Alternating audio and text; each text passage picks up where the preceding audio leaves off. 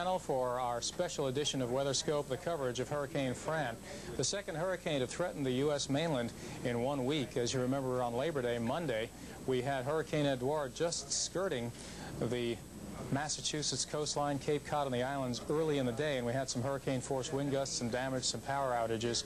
But Hurricane Fran is stronger than Edouard was when it was approaching the coast, and it looks like it's more determined to make it to the coast. Let's take a look at the track right now, and we'll see that it's been making more or less a beeline toward the southeast coast of the United States with minor variations for the last couple of days. Fortunately, it missed the Leeward Islands, the U.S. Virgin Islands, and Puerto Rico, as Edouard did, but it's felt that the track took it over Edouard's track, almost right over it, and there was somewhat cooler water stirred up by Edouard, so it wasn't getting the fuel it needed. But Edouard, as you remember, hugged 70 west and came due north. Now we have Fran charting new territory over very warm water, so it's got the warm water it needs, and it also has some upper level support. So we're looking at 115-mile sustained winds, and that is Category 3 on the Saffir-Simpson scale. It's 485 miles southeast of Charleston, North Carolina, and moving northwest to 12 with an estimated pressure of 956 millibars. And we have some reconnaissance reports in there that will confirm now that that is about what the pressure is. Hurricane warnings still in effect from the northern islands of the Bahamas, Grand Bahama and Abaco, Great Abaco being the closest. And now hurricane watches are in effect from Sebastian Inlet, Florida, all the way to Oregon Inlet, including Pamlico Sound, North Carolina. And warnings are likely to be issued before too long along the southeast coast of the United States.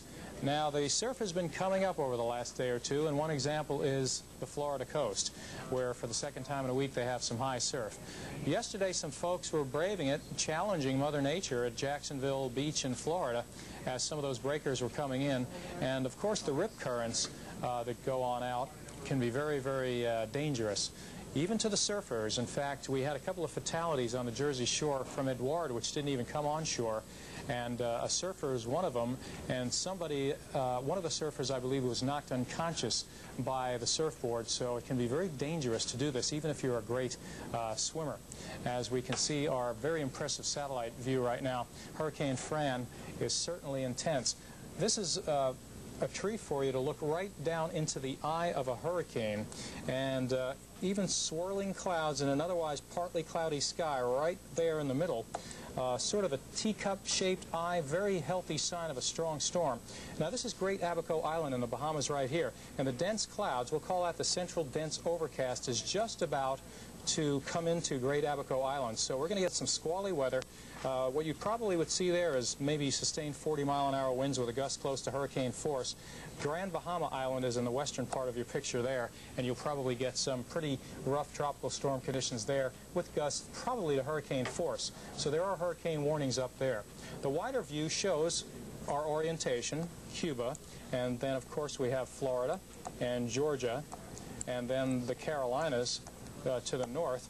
And the track has been more or less right on a heading of northwest by west-northwest over the last several hours, and it appears to be headed in the general direction of the Georgia and South Carolina coast. But there is a chance, a pretty good chance, that it'll start curving to the right, so it looks like South Carolina is more vulnerable right now than Georgia or northern Florida.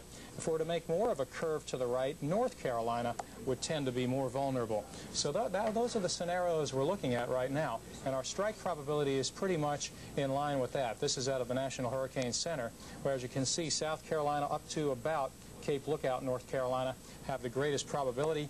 But if you live on the North Carolina coast, as well as the Georgia and upper Florida coast, you really have to be very concerned, because we still have hurricane watches in effect there.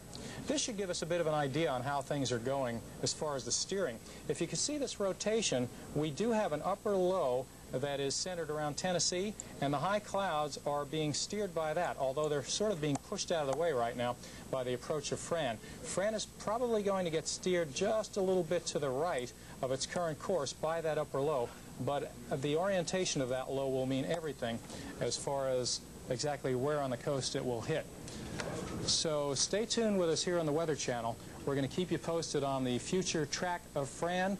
Again, South Carolina and neighboring states, Georgia and North Carolina, are the most vulnerable right now. It looks like late tomorrow into tomorrow night would be the time of landfall if the current track and speed and direction continue. Stay with us. With some